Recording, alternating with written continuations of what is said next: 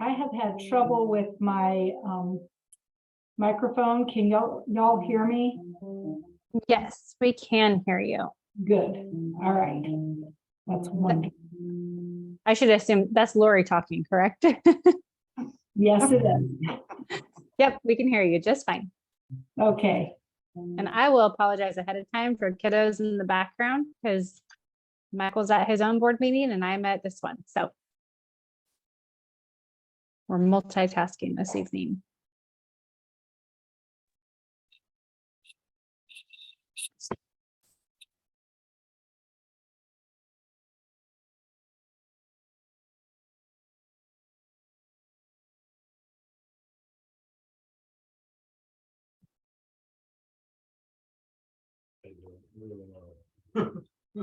This I can tell you how things mark paid, so.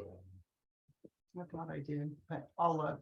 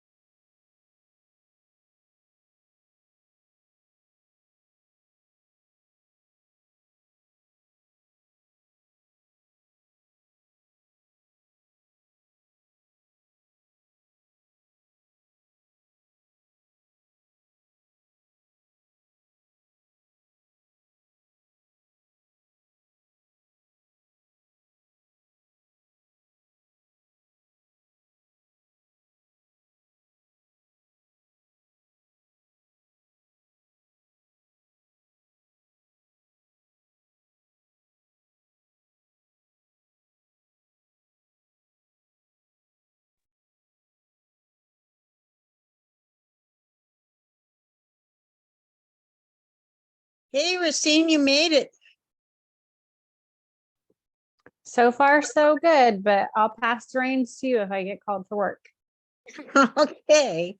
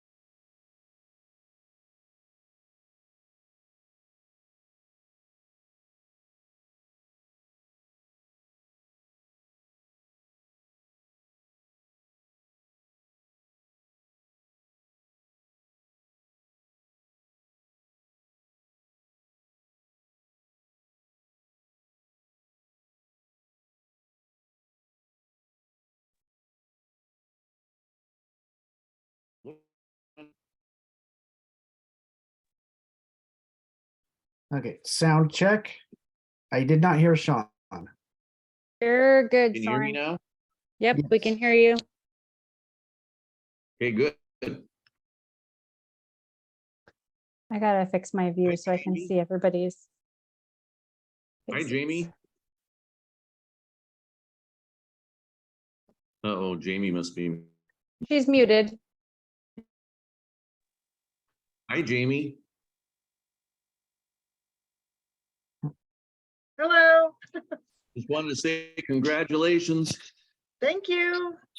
And you too, Soren. Thank you.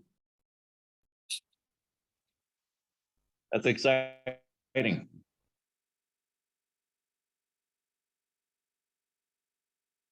All right, we are just waiting for Deb. Maybe. My participant list can look funky. Yep.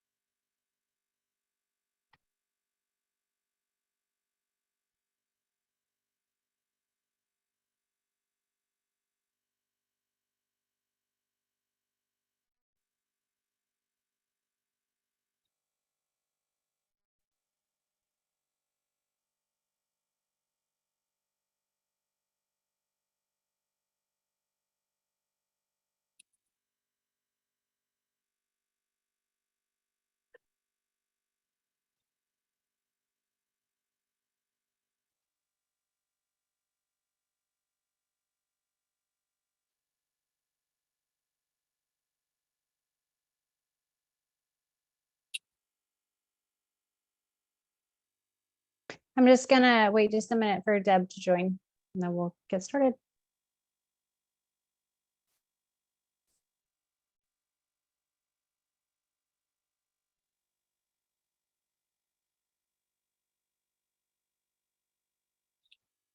There she is.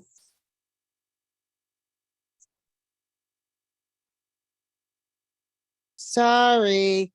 Don't be. I was on top of it. I realized I didn't really text anybody today to check in, so I wanted to make sure we were good to go. Yep. Well, let's kick things right off, and we'll go right into calling this meeting to order at 1800, and we'll do a flag salute. So whenever you guys are ready, I pledge allegiance to Allegiance the to the flag flag of the of the United States United States of America.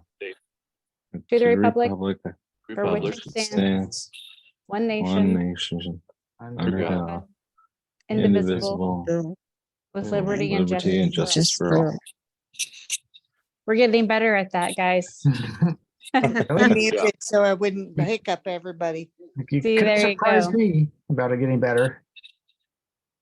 All right. So first up is the approval of the agenda. Are there any changes to the agenda that the board members would like to make? Nope. All right, hearing none, we Nope. will approve the agenda. And let's jump right into the discussion. I just lost the screen I was on. Sorry, guys. So, Mr. Gallagher, can you go ahead and just like reintroduce and update some of the changes? I know, Lori, you're here also. But if you could maybe do that, and then the board, we can have a discussion afterwards. absolutely. Thank you, Madam Chair. I'm very excited to bring this to final approval, this ELA curriculum adoption. And I apologize for missing the last meeting. I was literally physically not able to attend. And so I know there was a lot of questions, and Lori and I are here to answer any questions. Lori and I have met and talked ad nauseum about the situation. She'll fill in all the blanks in terms of the details, but yeah, there was an increase in the cost due to workbooks, but those also going to be a decrease in the estimated shipping costs. In fact, one idea we even talked about today was just putting somebody in the district pickup and going to pick it up rather than even spending a couple thousand on the shipping dollars. But I do believe this curriculum has been through the ringer, and we still have 100% buy-in from the staff, the teaching staff, which is huge. I think the challenge will be implementation next year with providing professional development. And Lori has reached out to the ESD for some creative solutions on that. I'll let her talk a little bit more specifically about that. And so we also have the money in the SIA grant. So the final amount is not a concern. And if we don't use those monies now, we would lose those monies. And so I can't think of a better thing to use it on than curriculum, especially after 12 years of not adopting curriculum. This is what schools need to be doing. This is standard operating procedure. And I think the teachers are excited. We're excited to be able to provide this curricular support for them. And we're going to turn it over to you, kind of fill in the blanks and the specifics, if you wouldn't mind. So Lori has a detailed memo that she has reauthored that's in the board books there. It kind of talks a little bit about the ebbs and flows, and we'll go from there. So Lori, it's all yours.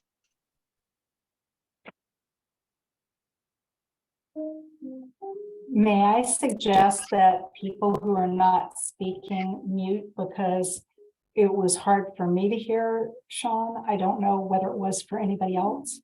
It could just be because I'm only on Wi-Fi. So I don't know if you've had a chance to look at that memo. But some of the things that we were just pointing out is the costs would come down for shipping based, so it wouldn't be the 10,000 $100. It would be, if we choose to ship, it would be $3,700. I'm rounding. And then for the professional development that we had budgeted in the last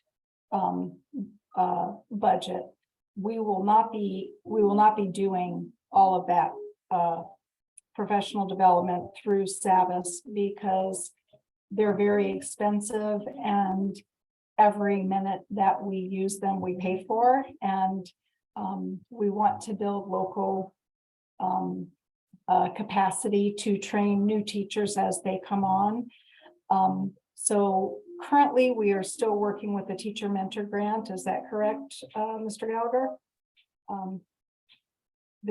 So that'll be for next year. And there's some funding there that supports new teachers and. Sorry, Lori. Yes, Sorry, the teacher mentor grant ends this year, but we're still going to continue with the program next year.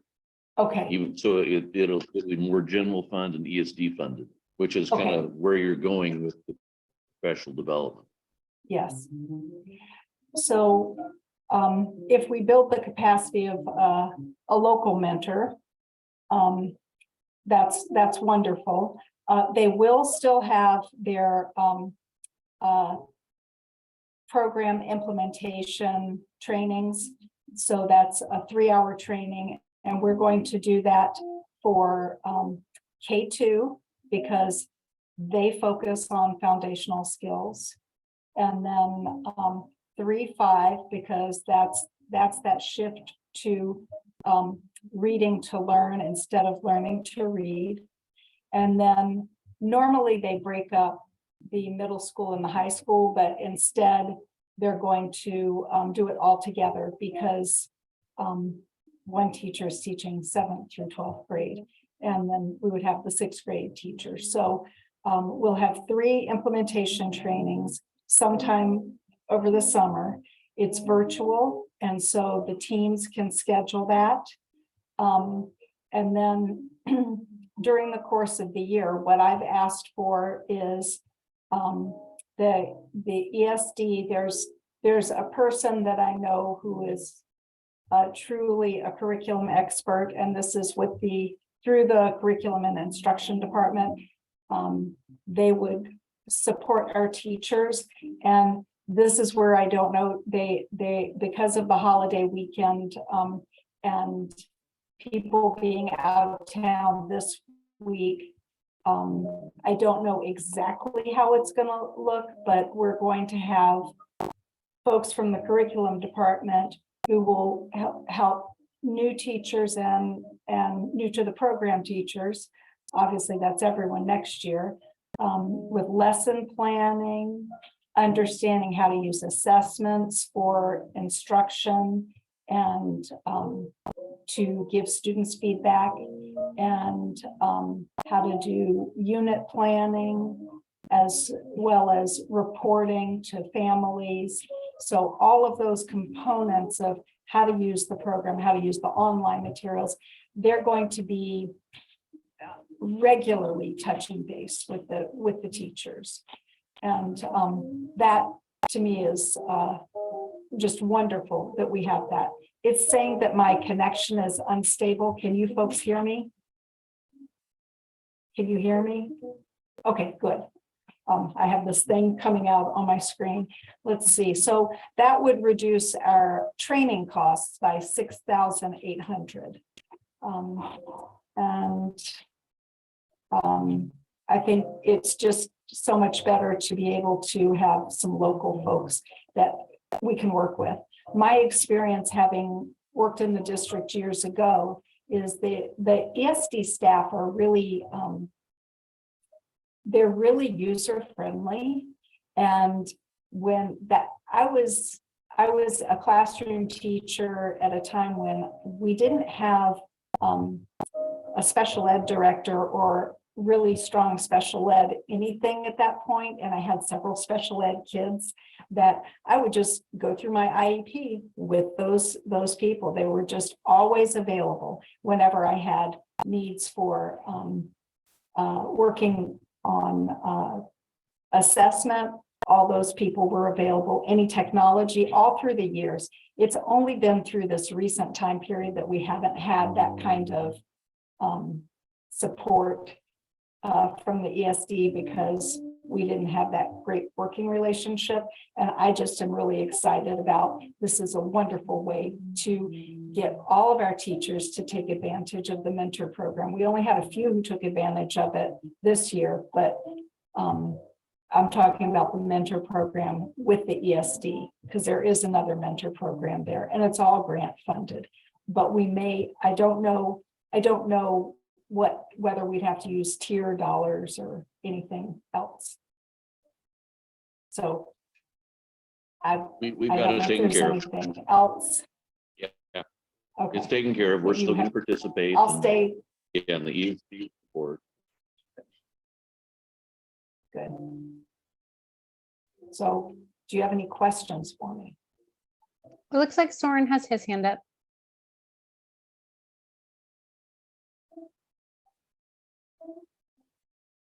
Oh, You're on mute. you're on mute. I'm trying to fix it. Okay. So the question was about the training. It sounds like Savas is gonna provide initial training, and then from then on, we're gonna take care of it ourselves.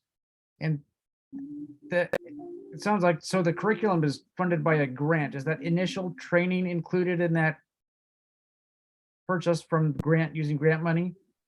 And so any future training that we wanted to do, we would pay for it ourselves. Is that what okay. It'd be through the SIA grant, because that's what the purpose is of the SIA grant, is school improvement. And so, no, you can attach professional development and training to that grant, as well as the actual curriculum. Okay, and then, but in the future, is that part of will we use that grant in the future if we needed more training from the publisher? That would likely cover it? Okay. Yes. Yes, the SIA Well, grant is sorry. going to be renewed next year at the current level, if not even an improved level. So yes, we'll have grant money there to do that.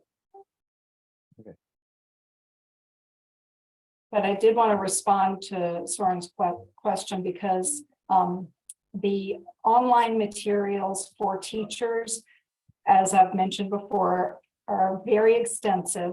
And it's kind of like once some of the teachers know their way around the curriculum, they can then link new teachers not only to the free online, always any new teacher can come on board, and there's a 2-hour implementation training that's free.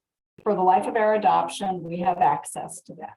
And then there are specific online trainings with videos and models of how to use all of the components of the program. It's just too much for someone who has never taught it, or a district that's never used the program, for us to trust that the teachers would feel comfortable with that. So we want guided instruction targeted to grade level bands initially, but then I believe that peer mentors could really help bridge that without us having to pay for professional development through Savas. So I just want to kind of ask that question again. I have a few more, but for the implementation, the 3 sessions are being provided by Savas, not by the ESD. No, Okay. You talked a little bit about the decrease in the shipping cost. So that makes up a pretty significant chunk of change, which it sounds like we could reduce even more if we just went and picked up our materials. That's correct. What is the cost for the Savas provided professional development? What is that charged at? What's the rate? so for each of the implementation trainings, it's 4,200. And, no. That's the total cost. That's the total cost. It's 1,400 for each. It didn't make sense. So it's 1,400 for each of the implementation trainings. So it's 4,200 for the entire package. And my lovely job embedded ones that I wanted, that was going to be 10,500. We're not doing that. So the 10,500 is like that ongoing professional development that we are During opting the out of. course of the year. Okay. Yes. And that that And it 4,200, wasn't that we opted, you go ahead. sorry. You go ahead. It wasn't that we opted out of it. These trainings are not mandatory, any of them. There's a menu of trainings, and you just get to choose whatever you want. There are people who adopt the curriculum and do everything free. And there's other people, other districts that do a whole lot more of training. So it's a menu that we chose. So it wasn't that we opted out of it. Okay. So, well, I appreciate that clarification. So the 1,400 or the 4,200, that's already built into the quote. That's not on top of the quote, correct? No, it is on top of the quote.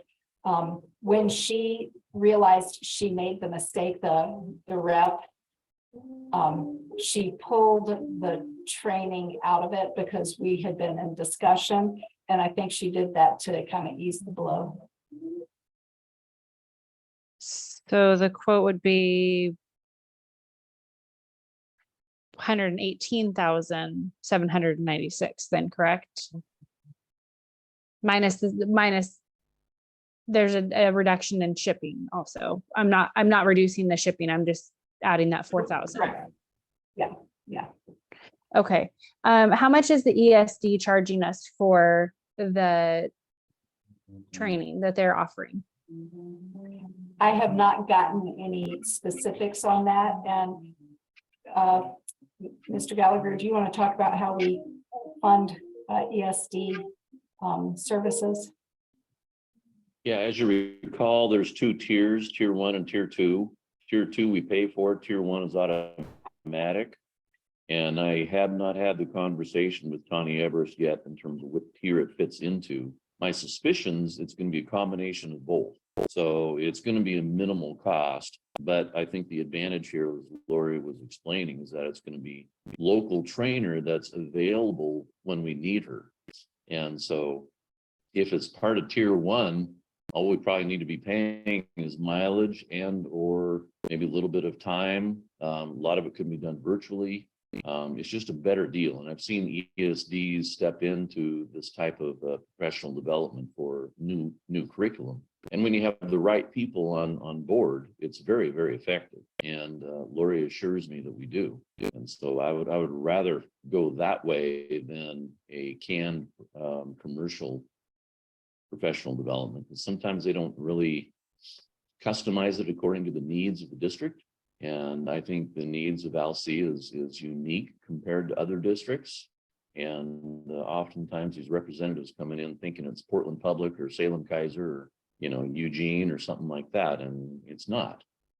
So I'm much more apropos of going with the ESD and heading in that direction. I think it's fiscally responsible, and I think the effectiveness will be much greater. But we don't really know how fiscally responsible it is because we don't really have a quote, correct? Don't have a quote, but I'll tell you right now, it's not going to be what Savas is charging.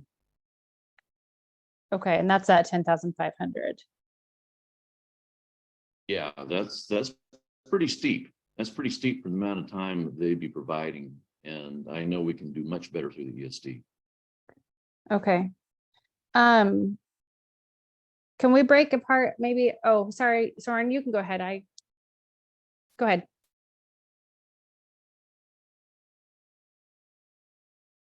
Sorry, steps to unmute. Quick question about the ESD providing training. do we know if they're familiar with this particular curriculum? Have they seen it before, or is this going to be new for them also?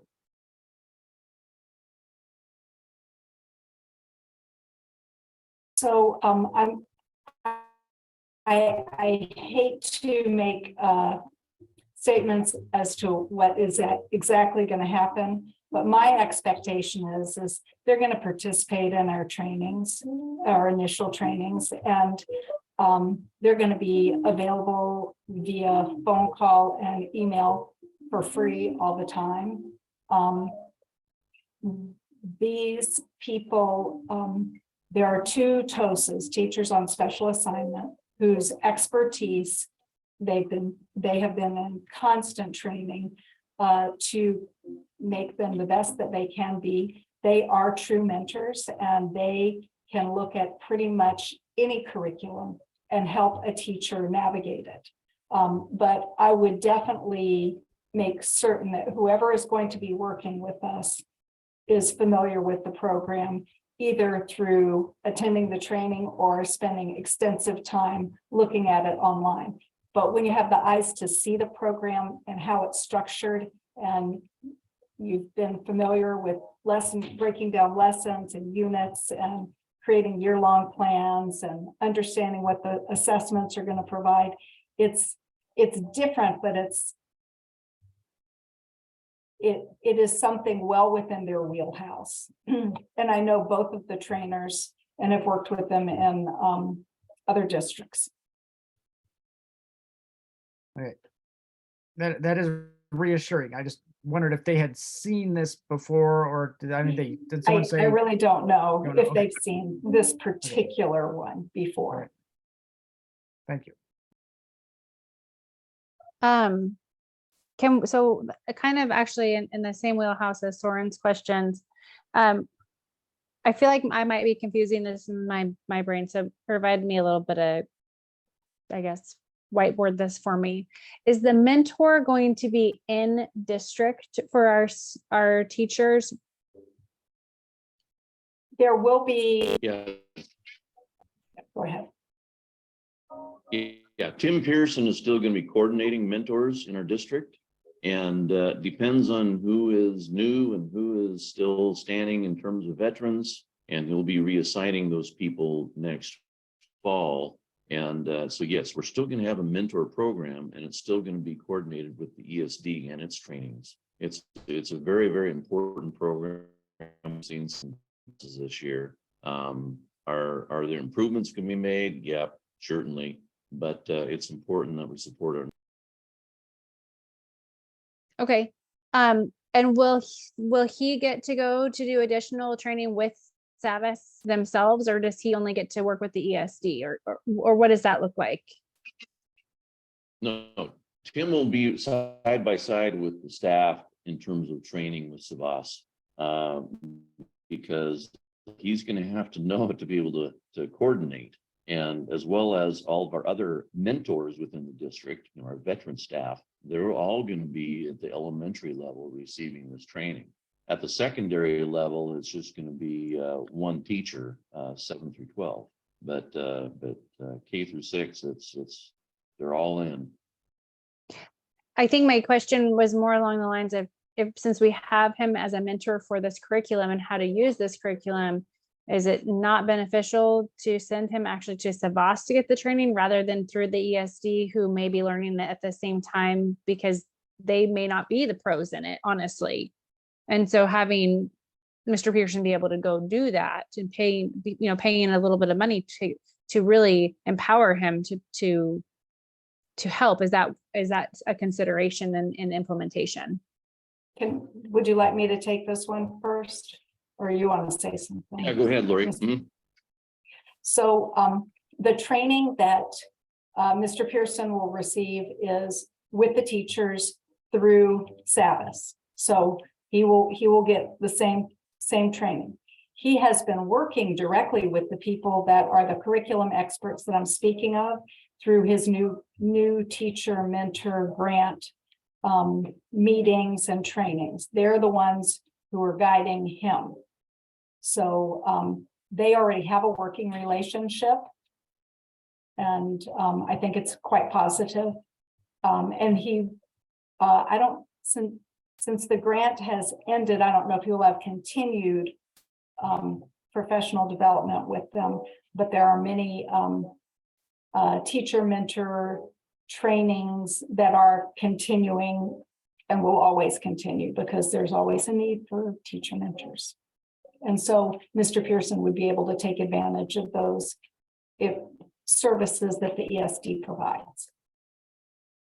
Okay, and then my last, that- that answered my question. Okay. And then my last question around the ESD really looks at what that plan or partnership looks like. Does that come in an outline form? I know there's costs that needs to be broken down. There's maybe even the time allocation and expectation, response times for the teachers, things like that. Does that get built into a contract, or how does that normally look? I'm gonna do the first little piece that I know, and then Mr. Gallagher, you can do the rest. So Tammy Defoe Toom, the mentor that I contacted, is reaching out to Nancy Griffith, who is in charge of the curriculum and instruction department for the ESD. Her question is Tammy's question is, how is her time going to be allocated next year? So she's going to get clarity about that. And then probably Nancy will reach out to me and to Mr. Gallagher, and then the contract process will go through leadership, not through me, is what I'm thinking. I'll mute. Yeah, so it's pretty normal for the ESD to make ebbs and flows throughout a school year. And when those things happen after, so when we approach the ESD and say, we want this service, they evaluate it if it's tier 1 or tier 2. And then they always send out a resolution to amend. And I sign those electronically. And like, for instance, a great example is we estimated the amount of tech IT time we needed this last year at the beginning of the year. But as we went throughout the year and we were dealing with wireless issues and a whole bunch of networking stuff, it turns out we needed a few more hours. And so they sent out a resolution to update what we had agreed to, and I signed it, and away it went. Now with tech IT, there was only a certain percentage that was allocated for tier 1. So we ended up paying a little bit extra in tier 2 services to obtain those extra hours. So that's the process that we go through with the ESD, and it's pretty normal. So, these people are already on board. They're already connected with Mr. Pearson. They're connected with our school district. And like Lori says, they truly are experts in this area. That is one of their claim to fame. And so I have no doubt that they'll do just great.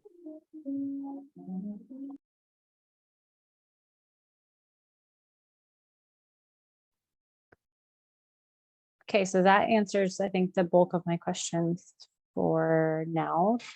Thank you all for letting me kind of rattle through all of those. So does anybody else have any questions or follow-up discussion from the last meeting they want to go through before we move into, I think, patron comments is next, but I'll mute for a second and give everybody else a chance to speak up. So at the very beginning of all this, when Sean was breaking it all down, I kind of got kicked out of it. So can we start from the top of the quote and kind of break it down? Excuse me, and let me know the overall cost and what the SIA grant is all going to cover. Can I piggyback onto Yeah, that so you question? see the yeah. I had a question that's along the lines of what Deb asked. It's about funding for future purchases. And I've been kind of keep bugging you about, like, what if we need more of this or that? Is that SIA grant funded also in the future, or is that something that we would pony up for? No, I just met with the state today, and the SIA grant is going to be incorporated into the legislative budget, and it'll probably be coming in. We don't have definitive numbers yet, but it looks like it's going to be coming in at a an accelerated amount, even more than what we had this year. So no, the SIA grant is going to continue. It's also a part of the Align for Student Success project. It's one of those 6 areas that we've been talking about. And so, no, I'm very, very confident that those monies will be there. Now, to answer Deb's question, you see the quote there, Deb. Within that quote is a 10,000 and some change shipping estimate. We contacted Northwest Textbook. They said the shipping should really only be about 3,700. And one of the ideas we had today was that we put somebody in the district pickup to actually travel to Northwest Textbook and pick it up and bring it to the district, and that would save us even more money. And so we're trying to be very fiscally oriented with that. Now, the main difference in the quotes from last time to this time was that the books were not included. And so there's an increase there in terms of the workbook prices. Also, the professional development was taken out of the quote. That's something extra. And Lori and I have been really talking about how we can still support the teachers without paying these exorbitant professional development fees. The 4,800 somewhere, or 4,200, I can't remember what it was, is the first 3 sessions with Savaz, which we want to use to kick off the training. But then after that, Lori and I feel very confident that we can go with the ESD with their curriculum experts in English language arts to provide that continued support for our staff. And we're not sure if these people have a direct experience with the Savaz curriculum, but I know that they're experts enough that they would be able to monitor and adjust and be able to support our staff on an on-call basis for free, basically. Would it increase some of our tier 2 costs? Potentially. We need to evaluate that with the ESD superintendent and say, okay, what's this going to look like? Can we fit it into tier 1, or is there a combination of tier 1, tier 2? Those sorts of things. So we have yet to have those conversations. Does that kind of help, Deb? I was just kind of looking for maybe a roundabout what it really is going to come out of our pocket versus the grant in the end, because of all the little adding on with, all the extra expenses. So I was kind of looking for the ending number of what it's going to cost the district versus, from the grant. Yeah, all of this, what we're talking about is grant eligible. None of it's going to be coming out of general fund. The professional development, the shipping costs, the purchase of the curriculum, that's all SIA grant. Now, what the final amount is going to be, well, if we can do what I'm thinking we're going to do with the shipping and handling, probably reduce that cost down to $1,000. And if we go pick it up ourselves, and that's even being pretty steep, so take 9,000 off the quote. Professional development, we're going to have, that's on top of it. So if you take the quote minus the 9,000 plus the 4,200 for the professional development, we know we have, that brings it up just slightly. And then we have to talk to the ESD about using their personnel and if that's going to cost us out of pocket or not. My sense is going to be a combination of both, tier 1 and tier 2, because there is a certain amount of professional development that is built into tier 1 services. It's just, would they need to go with more? I don't know. And it might be on just kind of an as needed basis too. We'll have to see. But the bottom line is that Lori and I are very solid proponents, and so is Krista, the new superintendent coming in, about professional development and supporting our teaching staff. And sometimes it's, your best laid plan in the front end, it's not working well, and so you monitor and adjust and you change, but whatever, we need to do whatever it takes to support our staff, and that's the bottom line. Does that help, Deb? So I think, I kind of totaled all of that up, the kind of all of that information. It comes out, it looks like on paper without ESD costs, it looks like it's about $111,000. And I'm rounding up a little bit on that piece of it. That is with the professional development minus the 10,000, but so that's with the professional development, but with sending. So it's anywhere between probably 110 and 114, honestly, is probably Yeah, the cost without the ESD yes. is what I'm looking at. Okay. Yeah, So, that's about right. We have that in the SIA grant. It's covered. and so the SIA grant doesn't have like a max on what it will pay. Okay. For Nope. this curriculum. That's okay. Nope, it's good. Okay. Yeah, it's good. I think there were some, well, I guess, does anybody else have any questions on financing or components around the financing, mentoring, the education of the materials, any of that stuff?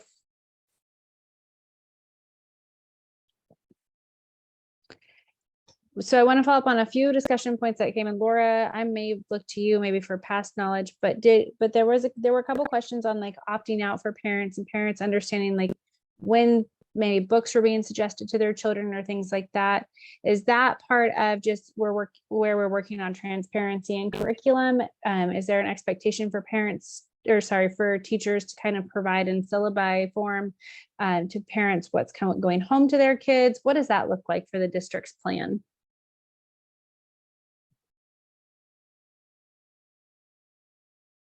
Sean, do you want to talk about that?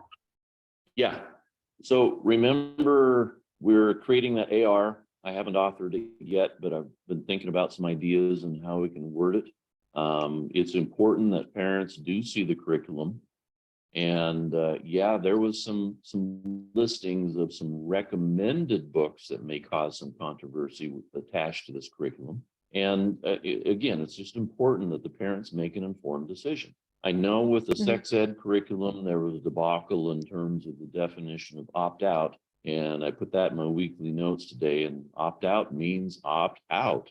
And I think there was some misinterpretations there. So I have met with Mr. C, and we have made sure that there's procedures in place to ensure that when a parent signs a form that says opt-out, it means opt-out. It doesn't mean other options. And so, you know, parents can opt out their children on curriculum anytime they want. That's a parent's rights. Their legal rights.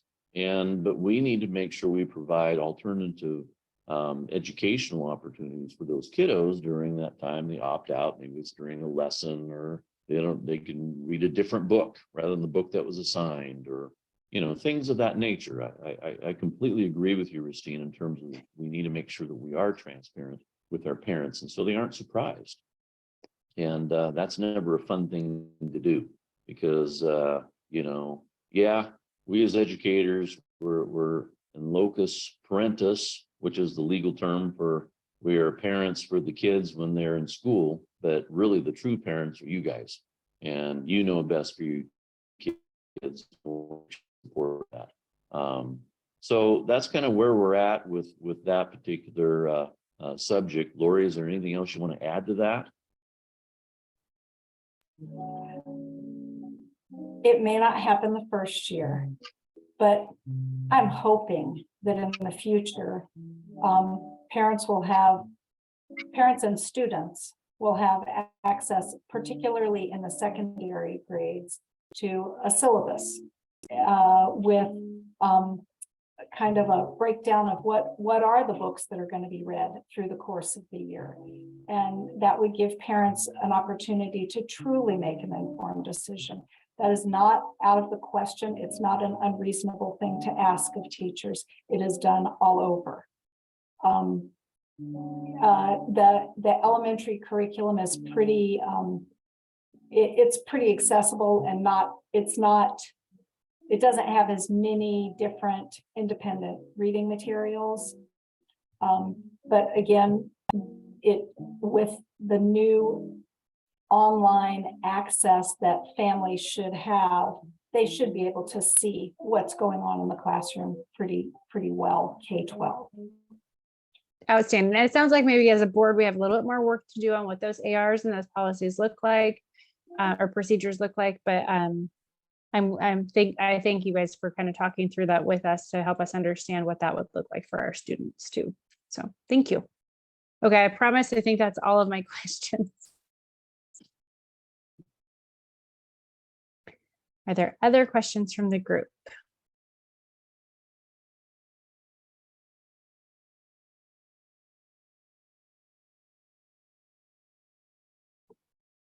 All right, if there's no other questions or discussion from the group, then let's move into patron comments. I only see one patron here this evening. So Laura, do you have anything that was emailed in or any, or are there any patron comments for the? No, I didn't get anything today Okay, or over the weekend.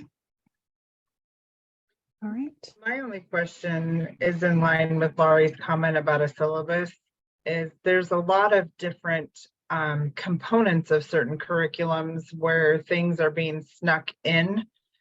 So I'm curious about how detailed the syllabus is going to be expected to be and how complete the list of resources is going to be for us parents to do the research, to be able to timely do the research and promptly respond with those opt-out questions. So maybe Mr. Gallagher, I can point that to you for us to really kind of make those notes down on how we write the AR and the procedure that really outlines that syllabus content for all classes, not just this one. Maybe we can take that as a work session discussion. Yep, no problem. You okay if I comment on that, Rustine? Yeah, that's fine. Especially since Jamie is going to be a board member. I think that's something you're going to want to make sure happens next fall, is that there are syllabuses that are created and written. I know Krista is going to be insistent on that. I have no doubt. And that's one of the areas that I know that she's going to be focusing on. And it is, like Lori talked about, it is standard operating procedure for every teacher to develop a syllabus and get it out to the parents so they can see what's being taught in the classroom and what kind of expectations there are. And that needs to be enforced.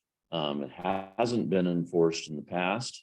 And I know that Krista's gonna be on that. So Jamie, I would say that's a very, very good comment, very good question. And I would think that would be something that the board's gonna want to make sure does happen in the fall, because that's a major communication tool, is the syllabus. And yeah, a syllabus, a standard operating procedure for a syllabus includes, the different books or the different writings or the curriculum. Could be links to Common Core state standards, all those sorts of things. And it needs to be an in-depth document. And again, it's a major source of communication as well as expectations for the classroom. So parents and students know what the expectations are, whether we like it or not. This is a team effort.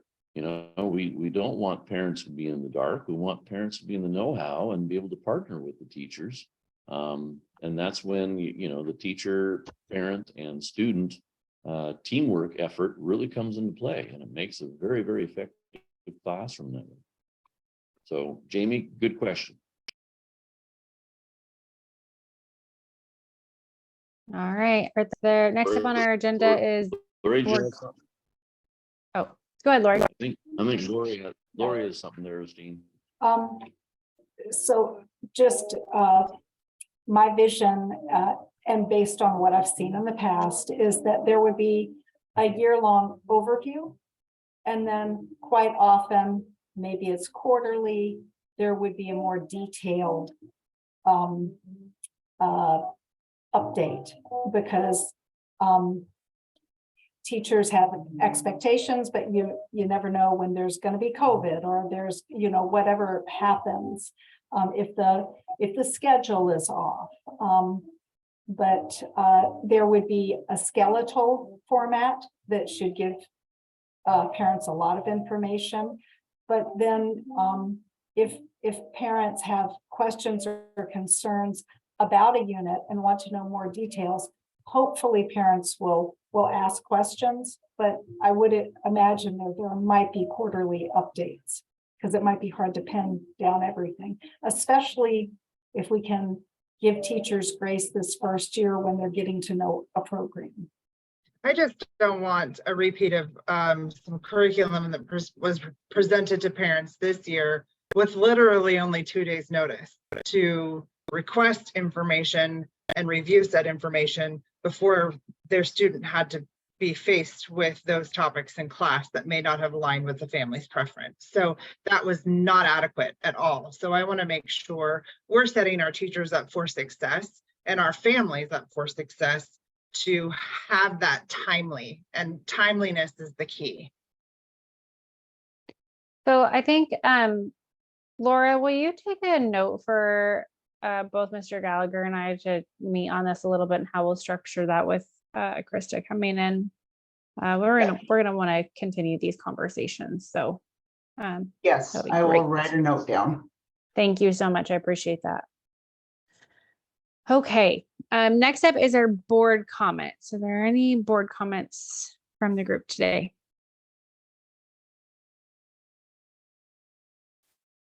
All right, well then let's move right into action items. So our first action item is 7A, which is ELA curriculum adoption. Is there a motion?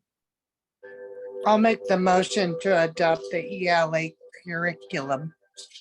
All right, so Deb's made a motion to adopt the ELA curriculum. I'll second. Lauren has seconded. Deb, any discussion? Nope, I think I've gotten all my information. Thank you. Okay, Soren? I feel pretty comfortable. We've talked about this a lot. I've not ever approved curriculum before, so I'm not familiar with how long it should take, but I feel like we've been pretty thorough as far as I can tell. I'm comfortable with it. All right, Ryan or Linda, any discussion you'd like to have? I'm good. I'm fine. All right, so there's a motion, there's a second. I'm gonna go ahead and do a roll call vote. Linda, Yes. Ryan, Yes. Soren, Yes. Deb, Yes. Christine is a yes. All right, so next is 7B, ELA price quote. Is there a motion?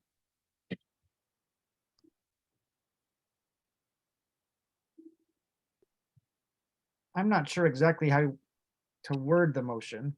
Just accepting the quote as written. Would that be appropriate? Might I That's what I add? would do. I would I was- accept the quote as written with the understanding that there might be a few variations in terms of saving some money with shipping and handling. I'll second that motion that he's. Okay.